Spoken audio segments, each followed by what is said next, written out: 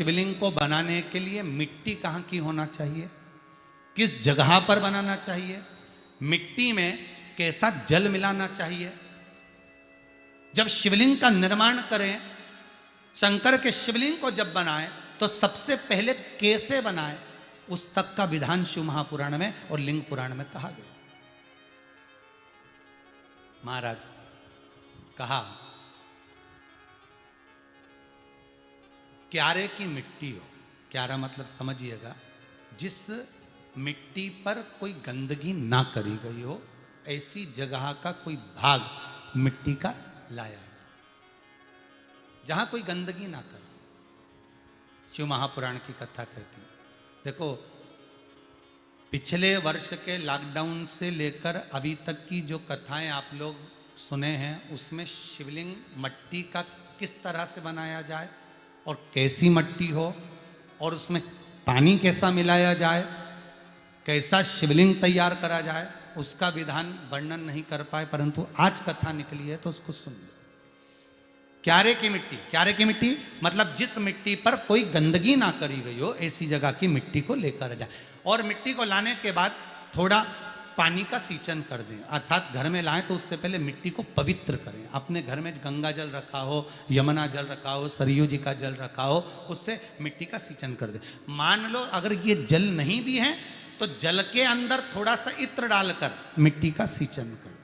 अगर इत्र भी नहीं है तो जल के अंदर थोड़ा सा दूध डालकर मिट्टी का सींचन कर।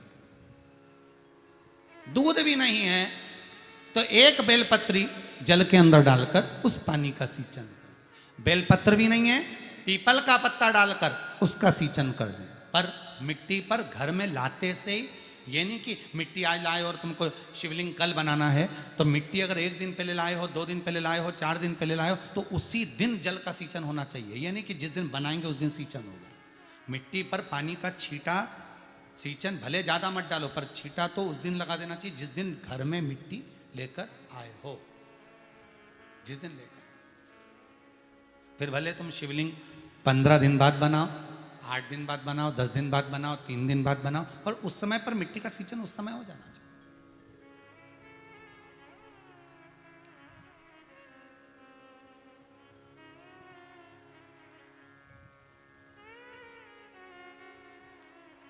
फिर कहा जिस दिन शिवलिंग का निर्माण करो उस दिन प्रातः में अगर आप शिवलिंग बना रहे हैं तो ब्रह्म मुहूर्त में मिट्टी को गला दो।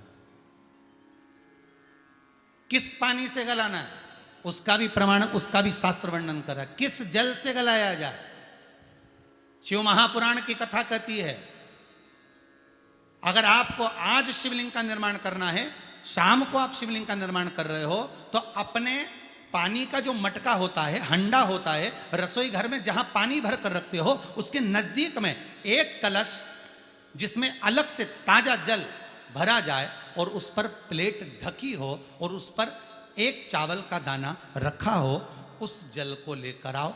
थोड़ी देर रखा रहे, आधा घंटा, 2 घंटा, 3 घंटा, 15 मिनट, 20 मिनट, पर वो पानी वहां रखा होना चाहिए। रसोई घर में अन्नपूर्णा का निवास होता है, परिंदे के पास पितरों का निवास होता है। अन्नपूर्णा, पित्र सब रसोई घर के भीतर विराजमान होते हैं।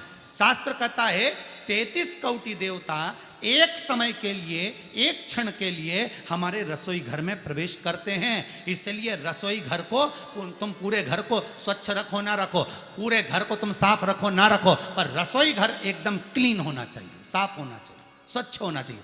आज के ज़माने में तो खैर गया, पर पहले जब मट्टी के चूल्हे होते थे, जब चूल्हा बंद होता था तो उसको गीला कर कर, गोबर को या पानी में उसको गीला कर कर, एक कपड़े को गीला कर कर पूरे चौके को, रसोई घर को पोंछा जाता था। मिट्टी का होता था वो, तो भी उसको पोता लगाते थे, पोंछते थे।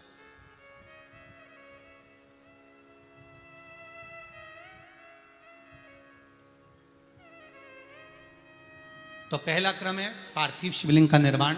सावन के महीने में अगर आप शिवलिंग बनाते हैं, सोमवार को शिवलिंग बनाते हैं, तो नियम ध्यान रखिएगा महाराज, लिंग पुराण से है ये, इसका नियम ध्यान रखिए। क्या करना है, मिट्टी को लाना है, जल का छींटा देना, छींटा जरूर देना, घर में लेकर आए और जल का छींटा होना जरूरी है।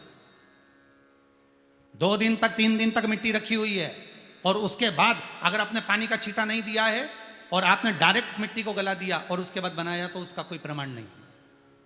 जल का छींटा अवश्य, फिर उसको रख दें। 15 दिन बाद बनाओ, 4 दिन बाद बनाओ, 3 दिन बाद बनाओ, 2 दिन बाद बनाओ। शिवलिंग जब बनाओ तब उस मिट्टी को, जो कलश आपने रसोई घर में रखा है चावल का दाना रखकर प्लेट के ऊपर, अर्थात उस कलश का जल उस मिट्टी में थोड़ा सा डालिए। क्यों डाला जाता है उसका भी भाव वर्णन किया है। अब भविष्य पुराण, स्कंद पुराण और अग्नि पुराण, इन तीनों से ले लिया गया, वर्णन किया गया। जब उस कलश का जल हम डालते हैं तो उस कलश में पितरों का भाव आ जाता है, अन्नपूर्णा का भाव आ जाता है, घर में लक्ष्मी का भाव आ जाता है, संपदा का भाव आ जाता है। पूरे 24 घंटे के अंदर एक क्षण के लिए रसोई घर में 33 कोटि देवता आते हैं, तो वो देवता का सारा